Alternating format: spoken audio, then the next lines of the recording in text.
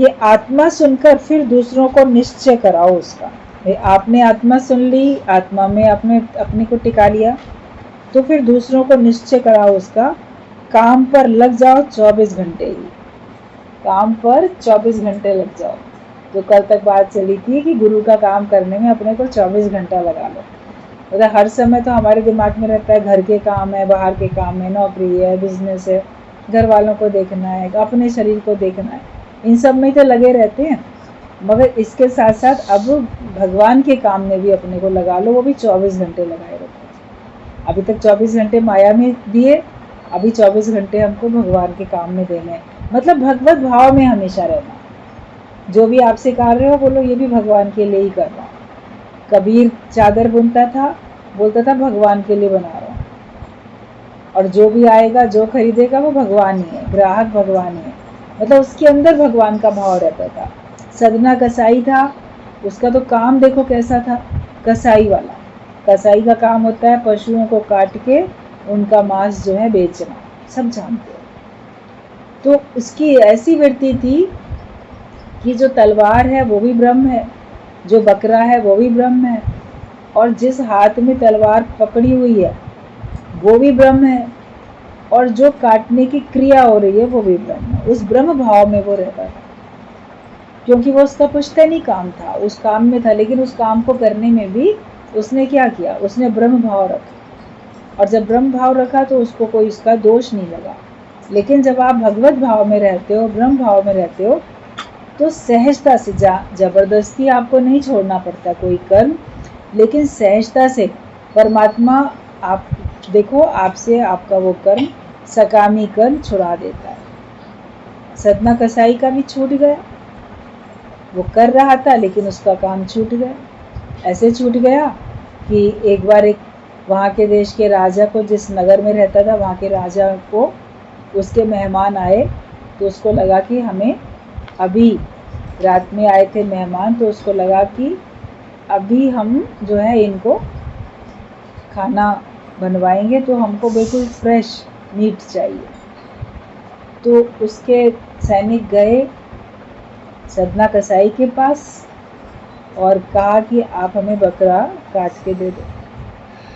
तो उसने कहा कि नहीं, अब शाम रात हो गई है, ये लोग अपना रात का जो भी इनको दाना पानी घास दी जाती है वो खा के इन लोग बकरे सब अब सो रहे हैं। ये समय इनके कटने का नहीं है, इनके कटने का समय तो सवेरे ब्रह्म मुहूर्त में होगा, तो मैं नहीं काटूंगा इसको, ये मेरे खिलाफ है, नियम के खिलाफ है। तो कहा राजा की आज्ञा है, राजा की आज्ञा भी तुम नहीं मानोगे। बोला कोई भी दे, लेकिन इस समय वो नहीं काटे जाएंगे।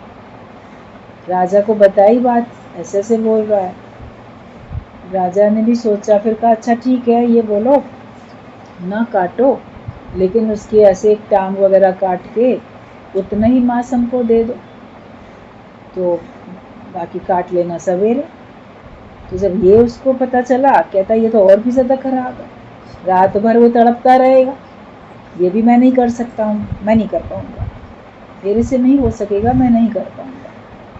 तो जब मना कर दिया तो राजा को आया गुस्सा। उसने कहा इसको ना देश से निकाल दो, ये हमारे राज्य में रहने के लायक नहीं है, कहना नहीं मानता। बोला तो होगा कि नहीं, तुम चले जाओ यहाँ से, अब तुम यहाँ नहीं रहोगे। तो जब उसको ऐसा आज्ञा मिल गई वो छोड़ के चला गया, छूट गया उससे वो काम भी। अब जो वो कार्य करेगा उसकी मर्जी, वो संभाले ना संभाले जो करे, लेकिन वो ब्रह्म भाव में था, वो भगवत भाव में था। तो उससे कार्य हुआ तो ब्रह्माकार वृत्ति की वजह से हुआ, और छूटा तो भगवान की मर्जी से छूटा। हम लोग ब्रह्माकार वृत्ति बनाते हुए सारे संसार के, माया के, घर के जो भी कार्य करते हैं उस वृत्ति में रह के करेंगे तो हम निर्लेप न्यारे होके रहेंगे।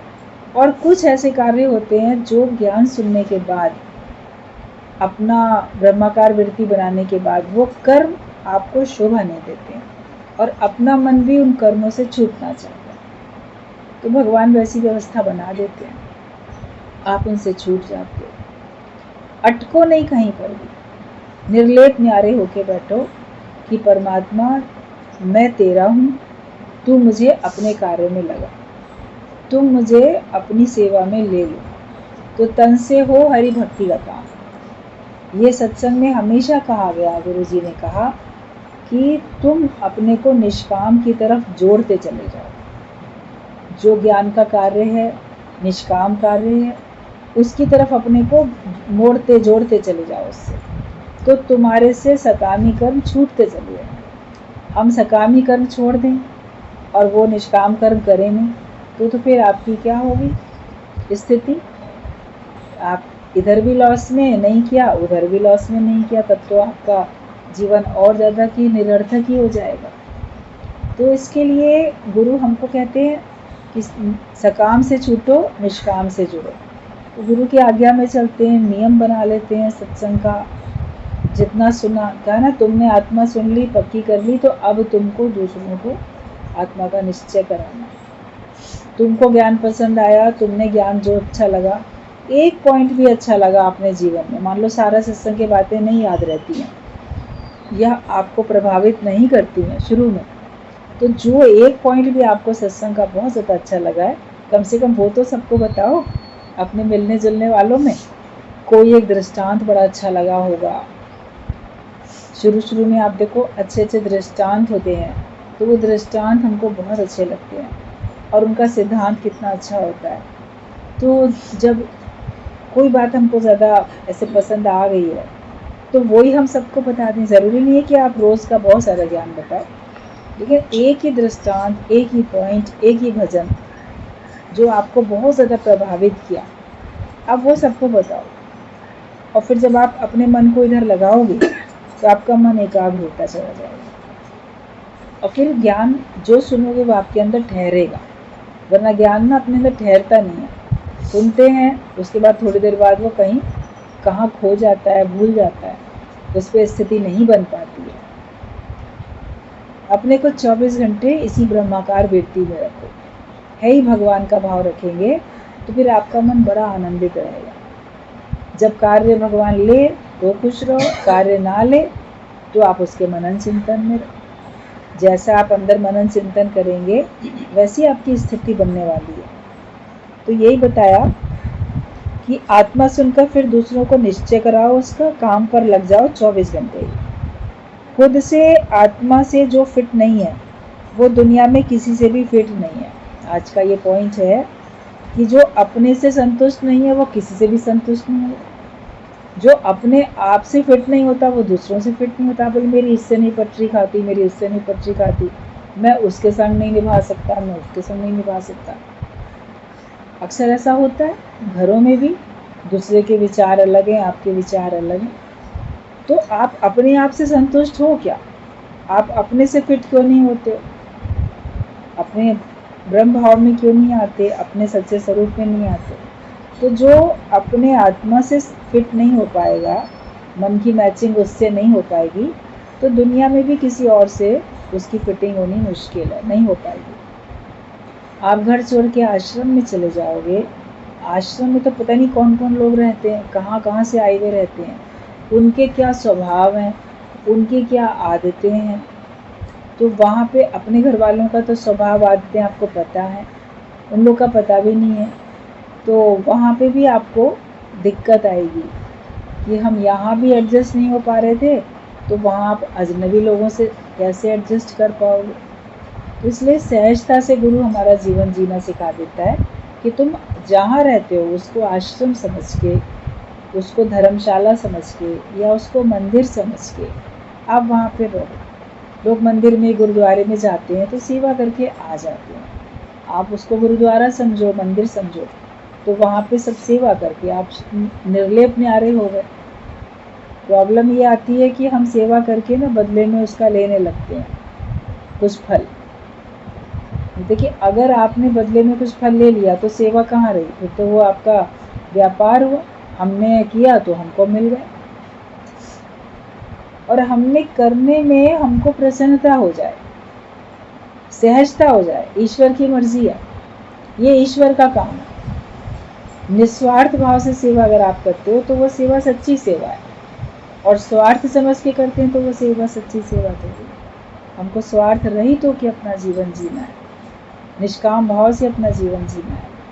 धर्मशाला में रहते हैं तो हम दूसरों से मतलब नहीं रखते। आपको जो अपना रूम मिल गया धर्मशाला का, आप उससे मतलब रखते हो। और ये सबको पता होता है कि धर्मशाला आजीवन नहीं मिलती है। आप 2 दिन, 4 दिन, 1 हफ्ता, उनके नियम होते हैं धर्मशाला वालों के। कभी भी आप किसी तीर्थ स्थान में अगर गए होंगे, वहाँ पे किसी धर्मशाला में आप ठहरे होंगे, तो उन्होंने पूछा होगा आप कितने दिन के लिए आए। अगर आप बोलो कि नहीं हम तो महीने भर रहेंगे, 15 दिन रहेंगे, बोलेंगे नहीं हम इतने दिन के लिए नहीं देते हैं, हम 1 हफ्ते देंगे, 4 दिन देंगे, 3 दिन देंगे, जैसे उनका नियम होता है या जैसा उस समय पे बाहर से कितना आयोजन, कौन सा पर्व, कितने भीड़, उस सबको देखते हुए वो लोग अपना इस प्रकार से बनाते हैं। तो ये सबको पता होता है कि धर्मशाला में तो हमको 2-4 दिन काटने हैं। तो ज़िंदगी को भी 4 दिन का बोला गया। ज़िंदगी 4 दिन की है, ये एक बात चलती है। ज़िंदगी 2 दिन की है, ये बात चलती है। ज़िंदगी सालों साल की है तो कहीं भी नहीं लिखा हुआ कि हमारा जीवन सालों साल का है। 2 दिन की मिली ज़िंदगी, ज़िंदगी के 4 दिन। कोई भी आपने शास्त्रों में पढ़ा हो या भजन सुने हों तो उसमें 2 या 4 दिन से ज़्यादा की ज़िंदगी बोली ही नहीं जाती। धर्मशाला में भी 2 दिन 4 दिन आप काटते हो। तो जैसे वहाँ आप निर्लेप न्यारे होके काटते हो, ठीक है हमको तो अपना समय गुजारना है, बाकी हमें चले आए हैं। हमसे पहले पता नहीं कौन यहाँ रहता था, हमारे बाद कोई और उसको अलॉट होगा 2 दिन के लिए, हम अपना काम आए हैं चले जाएंगे। तो घर को भी धर्मशाला समझ के ज्ञान ही रहता है कि मुझे थोड़े समय के लिए भगवान ने यहाँ भेजा है, फिर मैं चला जाऊँगा, ये संसार छोड़ के मैं चला जाऊँगा। तो फिर मैं उसमें अटकाव क्यों रखूँ, उसमें लड़ाई झगड़ा क्यों करूँ। ट्रेन में लोग लड़ाई झगड़ा करते हैं सीट के ऊपर, बस में लड़ाई झगड़ा करते हैं सीट के ऊपर। कितनी देर के लिए तुम्हारे लिए वो सीट है, बस की या ट्रेन की? आखिरकार तो आपको उतरना पड़ेगा, जहाँ आपका स्टॉपेज आएगा वहाँ पे आपको उतरना पड़ेगा, तो क्यों झगड़ा कर रहे थे। लेकिन मनुष्य की आदत होती है कि वो झगड़े में पड़ जाता है। तो हमें अपने को निस्वार्थ भाव से सेवा में लगाना है। और मंदिर समझ के रहोगे, बस सेवा की, भगवान का भाव रखें। धर्मशाला समझ के रहोगे तो उपरामता आती है, वैराग्य वृत्ति पक्की होती है। आप आश्रम समझ के रहो, ये गुरु का आश्रम है। आश्रम में आ और श्रम कर, आप मेहनत करो, आप सेवा करो, और उसमें ये सब जैसे गुरु का ही घर, गुरु का आश्रम है। फिर आप देखोगे आपके अंदर की मोह ममता जो है वो निकल जाएगी और आपको प्रेम हो जाएगा। आपको गुरु से प्रेम है तो साध संगत से भी प्रेम है, तो गुरु के आश्रम से भी आपको प्रेम होता है। वहाँ पे अपनत्व की भावना आती है। धर्मशाला समझने में वैराग्य आएगा वो ज़रूरी है, लेकिन आश्रम समझने में आपको अपनत्व की भावना आएगी कि ये जैसे मेरा ही घर है। तो जैसे अपने घर में कितने मनोयोग से काम करते हैं, उसका कितना ध्यान रखते हैं, साफ सफाई का भी, सुरक्षा का भी, हर चीज़ का ध्यान रखते हैं अपना समझ के, पराया समझ के नहीं, अपना समझ के रखते हैं। तो फिर आप गुरु के आश्रम में भी आके रहते हो तो कितना उसी प्यार में रहते हो। लेकिन ये है कि ये गुरु का है और इससे भगवान भी प्रसन्न होंगे, गुरु भी प्रसन्न होंगे। तो इससे हमारा अपनापन बढ़ता है, प्रेम बढ़ता है। तो जो भी घर के प्राणी हैं, जहाँ भी रहते हो, बोलो ये सब गुरु के हैं, मेरे नहीं है, ये सब कुछ उन्हीं का है। और जैसे मैं वहाँ पे प्रेम से सेवा करता और अपनापन रखता, ऐसे मैं यहाँ भी करूँ। मेरापन ही तो हमको दुखी करता है। ममता की भावना, मेरेपन की भावना ही तो आपको अटकाती भी है और आपको परेशानी में लाती है। इससे हमको छूटना है। तो जहाँ रहो उसको मंदिर समझो, धर्मशाला समझो, गुरुद्वारा या आश्रम समझो। तो आप देखो, आप रहते हुए भी निर्लेप न्यारे होके रहोगे और अंदर का संकल्प है वो आपको छुड़ा देगा।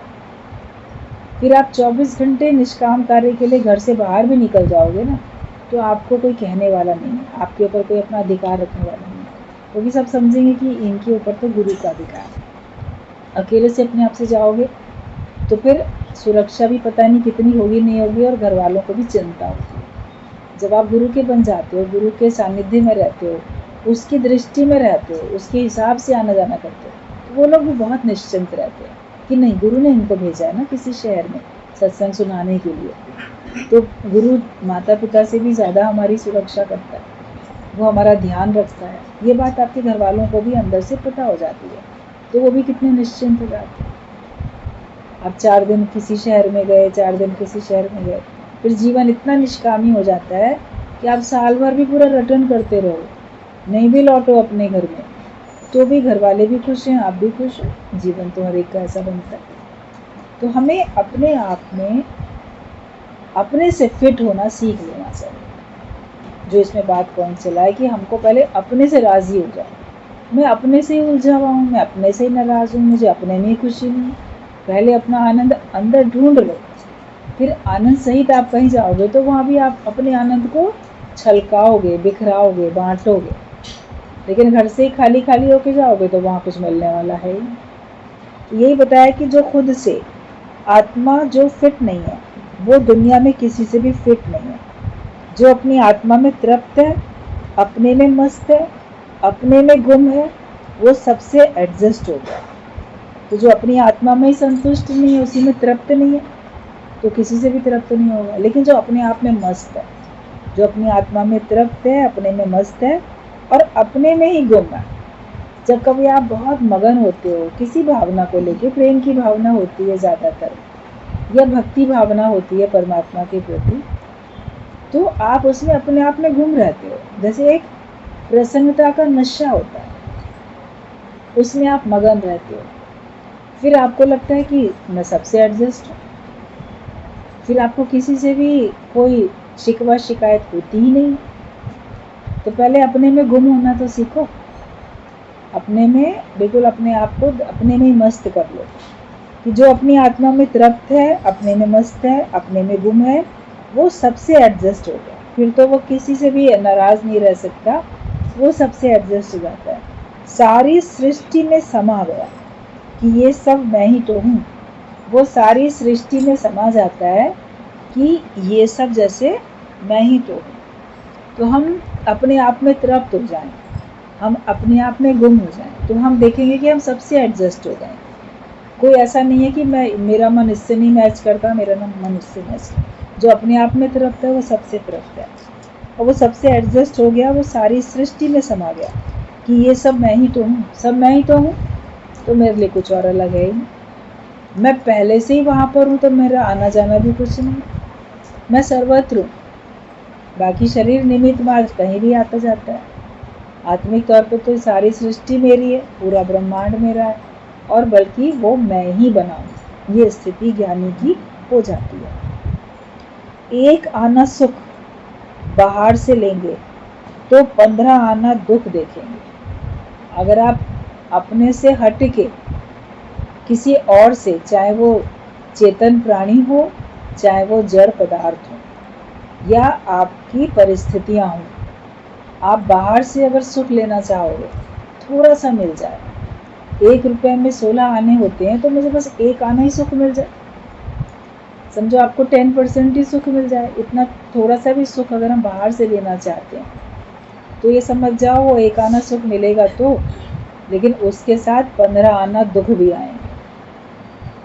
दुख इतना ज़्यादा आएगा। सुख की खातिर जोड़ी माया, सुख तो हाथ न आया। जय कारण सुख उपजे मन में, सो ठाकुर बिसराया। वो हम भगवान को भूल के बैठे, तो हम बाहर से थोड़ा भी सुख लेना चाहेंगे, वो मिलेगा, मगर उसके साथ दुख चले आएंगे। आपने दुखों को तो नहीं चाहा, मगर उससे वो लिप्त हैं, लगे हुए हैं उससे। वो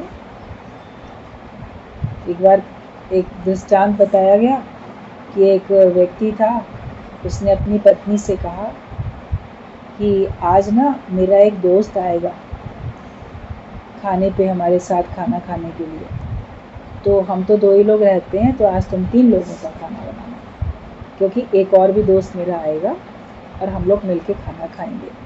और वो दोस्त ना देख नहीं सकता है, आँखों से वो अंधा है, तो मैंने उसको अपने घर में आज इनवाइट किया है। पत्नी बोली ठीक है। वो व्यक्ति अपने काम पे चला गया। जब थोड़ी देर बाद वो अपने काम से लौटा, तो देखा डाइनिंग टेबल पे सब टेबल प्लेटें सब लगी हुई हैं अच्छे से सजा के, खाना भी तैयार हो गया है, बस इंतज़ार है कि वो दोस्त आता ही होगा। तो उस व्यक्ति ने क्या देखा कि वहाँ पे उसकी पत्नी ने 4 प्लेटें लगा के रखी थी। तो उसने कहा अरे ये चौथी प्लेट एक्स्ट्रा किसके लिए लगा दी, वो तो अकेला मेरा एक ही दोस्त तो आ रहा है और 2 हमें 3 लगानी चाहिए थी। तो पत्नी मुस्कुराई, बोली आपने मुझे ये बता दिया था कि वो आँखों से अंधा है, देख नहीं सकता, तो वो ज़रूर किसी को साथ में लेके आएगा ना, अंधे को यहाँ तक पहुँचाएगा कौन, कोई तो व्यक्ति आएगा उसको लेके यहाँ तक छोड़ने के लिए। तो जो आएगा क्या हम उसे खाना नहीं खिलाएंगे कि नहीं तुमको थोड़ी इनवाइट किया था, तुम तो इसके साथ आए हो, तो क्या हम उसको बाहर बिठाए रखेंगे फिर खाना खा ले फिर वो इसको लेके भी वापस जाए। तो अंधा व्यक्ति अपने आप से नहीं आ सकता है, तो उसे साथ में तो कोई लाएगा, तो इसलिए मैंने उसके हिस्से का भी खाना बनाया। तो पत्नी की समझदारी को देख के पति बहुत प्रसन्न हुआ कि देखो कितनी समझदार है, इनवाइट तो हमने एक को किया मगर उसको पता है कि उसके संग दूसरा आएगा, तो उसने उसके लिए भी तैयारी करके रखी, उसके भी स्वागत की, उसको भी वो स्वीकार कर रही है कि वो भी आएगा। सिद्धांत बहुत अच्छा है कि हम सुखों को इनवाइट करते हैं, लेकिन सुख अंधे हैं। अक्सर आपने ये बात सुनी होगी, जब कोई बहुत सुखों में रहता है, बहुत पैसा है, बहुत माया है, तो लोग क्या कहते हैं, अरे ये तो ना माया में बिल्कुल अंधा हो गया, ये तो ना सुखों में बिल्कुल अंधा है, इसको तो अब कुछ सोचता ही नहीं है। तो सुख अंधे होते हैं, वो दुख का सहारा लेके आते हैं। हमने तो इनवाइट सुख को किया, हम उसी की तैयारी करते हैं, लेकिन याद रखो उसके साथ दुख भी आना ही आना है, तो हमको उसके लिए भी मेंटली प्रिपेयर रहना है, दुख का भी हमको स्वागत करना है, दोनों का हमको स्वागत करना पड़ेगा, क्योंकि सुख तो अंधा होता है और अधिक तुम्हारे पास आता है तुमको भी अंधा बना देता है। तो माया आती है वो तुम्हारी आंखों पे लात मार के तुमको अंधा बना देती है और जाती है तुम्हारी कमर पे लात मार के तुमको बिल्कुल कमर तोड़ के इतना दुख दे के चली जाती है। गुरु दोनों बातों के लिए हमको तैयार कर देते हैं पहले से कि तेरे फूलों से भी प्यार, तेरे कांटों से भी प्यार, दुख दे चाहे सुख दे, मुझे सब कुछ मंजूर है, क्योंकि मैं सुख में भी तुमको याद करता हूँ, मैं दुख में भी तुमको याद करता हूँ, क्योंकि असली याद करने के लिए तो तुम ही हो। तुम्हें छोड़कर मैं और किसको प्रेम करूँ, तुम्हें छोड़कर मैं और किसको याद करूँ। तो हमारी भक्ति इतनी प्रबल हो जाती है कि हम सब चीज़ को स्वीकार करना सीख जाते हैं।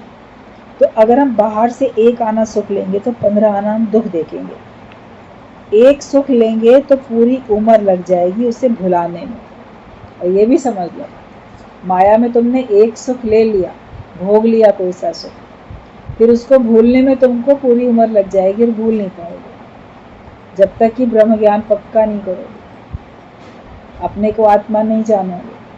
हमारे बड़े सुख के दिन थे, हम बहुत अच्छे से रहते थे, बचपने में कितना सुख था, माता पिता के घर में या पति के राज्य में कितना सुख था। आप पुराना सुख याद करोगे, उसको भूल नहीं सकते। लेकिन ज्ञान तभी पक्का होता है, ब्रह्म ज्ञान तभी पक्का होता है जब आप भोगे हुए सुख और बिना भोगे हुए सुख दोनों को भूल जाओ, दोनों में आपका मन ना जाए। कुछ सुख तो आपने माया में भोग लिए, कुछ आपके भोगने बाकी हैं, तो जो भोग लिए वो नहीं भूलते और जो भोगने बाकी हैं उनको चिंतन करते रहते, मुझे ये भी मिलेगा, मुझे वो भी मिलेगा। इस लोक के सुख आपने भोग लिए तो परलोक के सुख याद करते हो, संसार के सारे सुख मिल गए, अब तो मुझे स्वर्ग मिलेगा, स्वर्ग लोक में मुझे ऐसा मिलेगा, वो अच्छा मुझे मिलेगा। तो दूसरे लोक के सुखों को भी तो आपने अभी भोगा नहीं है, मगर तो भी उनका चिंतन तो चलता है, और इस लोक के सुखों का भी चिंतन चलता है, चाहे पूरे भोगे या थोड़े भोगे। लेकिन भोगे हुए और अनभोगे, देखे हुए और ना देखे हुए, दोनों प्रकार के सुखों को हमको भूल जाना है, तो हमको ब्रह्म ज्ञान पक्का होता है। और माया में एक भी सुख आपने लिया अपनी इच्छा से तो पूरी उम्र लग जाएगी भुलाने में। जितनी बाहरमुखी वृत्ति होगी उतनी देर से शांति तुमको देर से मिलेगी, अंदर की शांति तुमको देर से मिलेगी। जितनी तुम्हारी बहिर्मुखी प्रवृत्ति होगी उतनी तुमको देर से ही शांति मिलेगी। अंतर्मुखी सदा सुख, बाहरमुखी सदा दुख। तो हमको अंतर्मुखता में आना है, हमको बहिर्मुखी प्रवृत्ति में नहीं रहना। बाहर का नाच गाना, बाहर का हंसना बोलना, बाहर का खेलना कूदना, बाहर से त्यौहार मनाना, जो बात हमेशा चलती है कि हम बाहर से तो मंदिरों को सजा के कृष्ण भगवान का जन्मदिन मना लेंगे, राम भगवान का जन्मदिन मना लेंगे, गुरु नानक देव का जन्मदिन मना लेंगे, क्राइस्ट का जन्मदिन मना लेंगे, बहुत खुश रहेंगे, लेकिन उसको हमें अपने अंदर प्रकट करना है। तो मनाओगे तो अच्छा है। जब तुम्हारे अंदर बुराई समाप्त हो जाती है, तुम्हारा मन निर्मल हो जाता है और तुम्हारे अंदर सारी अच्छाइयाँ भर जाती हैं, तुम्हारे अंदर का राग द्वेष सब विषय विकार सब तुम्हारे अंदर से हट जाते हैं, तब तुम्हारे अंदर से भगवान प्रकट हो जाते हैं। भगवान मलिनता में नहीं प्रकट होते, भगवान निर्मलता में प्रकट होते हैं। तो अपने मन को निर्मल बनाओ। सत्संग से रोज रोज हमारे मन की अंतःकरण की धुलाई तो हो रही है। गंगा जी में तो एक बार नहाने जाओगे, सर से पैर तक पूरा डुबकी लगा लीजिए। मैंने इतनी डुबकियां लगाई हैं, पूरा नीचे डूब के लगाओगे कि इतना डूब जाओगे कि तुम दिखोगे भी नहीं, फिर बाहर निकल आओगे। तो ज्ञान में भी तो इतना डूब जाओ ना कि तुम दिखो ही ना। ज्ञान की गंगा में नहाने से हमारा अंतःकरण पवित्र होता है और शुद्ध होता है, मलिनता जाती है। तो ये ज्ञान की गंगा हम रोज रोज नहा रहे हैं, इसमें मलिनता जो थी वो सब खत्म हो रही है और निर्मलता हमारे अंदर आ रही है। फिर आप सब देखोगे कि आपको लगेगा आपके अंदर मैं नहीं हूँ, जो मैं पहले अपने को मानता था वो अब मैं नहीं हूँ। अब जैसे मेरे अंदर भगवान है, अपने अंदर के भगवान को आप प्रकट करो, सबके अंदर है। जैसे सुना सखना कोई नहीं, सबके भीतर लाल, सबके अंदर ही वो भगवान छिपे हुए हैं। लेकिन मूर्ख व्यक्ति क्या करता है, जैसे गांठ बांध के रखी है, मूर्ख कंठ खोले नहीं, कर में भयो कंकाल। मूर्ख व्यक्ति अपने उस पर्दे को हटाता नहीं है, उस गांठ को खोलता नहीं है, जो मन में गांठें पड़ी हैं उनको खोलता नहीं है। तो फिर होते हुए भी जैसे कंगाल बन के घूम रहा है। तो आज जन्माष्टमी पे आप अपने अंदर के भगवान को प्रकट करो, फिर बाहर भी मनाना अच्छा लगेगा। त्यौहार है, अपने बच्चों का अपना सबका जन्मदिन मनाते हो, खुशी होती है। तो ये भगवान आज के दिन धरती पे प्रकट हुए और प्रकट होते ही उन्होंने सबके बेड़ियां काट दी। अपने माता पिता, जेल, सबको पता ही है, हथकड़ी बेड़ियों में जकड़े हुए थे, जेल के दरवाजे बंद थे, कितने सारे तालों के भीतर थे, कितने सारे द्वार थे। लेकिन भगवान का प्रकट होना, उनके सब जैसे बेड़ियां हथकड़ियों का खुल जाना। तुम्हारे अंदर जब भगवान प्रकट होगा तुम्हारे सारे बंधन खुल जाएंगे, तुम्हारे अंदर कोई हथकड़ी बेड़ी बचने वाली ही नहीं है जब तुम्हारे अंदर भगवान प्रकट होंगे। और जो तुम्हारे ऊपर निगाह रखे हैं ये कहीं जाए नहीं, तो पहरेदारों को नींद आ गई। तो जो तुम्हारा सत्संग में आना जाना या तुम्हारा ब्रह्माकार वृत्ति में तुम्हारा रहना, तो उन सबको नींद आ जाती है।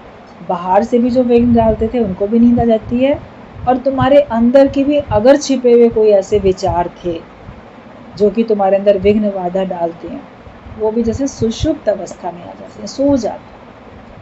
अपने अंदर के विचार भी तो हमको बंधन में लाते हैं, केवल क्या बाहर वाले बंधन में लाते हैं, लेकिन अंदर के विचार ही बंधन में लाते हैं।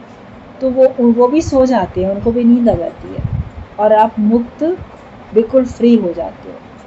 तो जो अपने अंदर भगवान को प्रकट कर लेगा वो फिर हमेशा जीवन मुक्ति का आनंद लेगा। वो हर दिन उसका त्यौहार होगा, बंधन उसके अंदर रहेंगे ही नहीं। भगवान को प्रकट कैसे करना है ये भी आपको पता चल गया, और फिर कैसे जीवन जीना है वो भी सबको पता चल गया। अब तो कोई उलझन, कोई भ्रम, संशय, कोई पर्दा बचा ही नहीं है। अब केवल तुम्हारा पुरुषार्थ है, अब जो करना है वो तुम्हें करना है।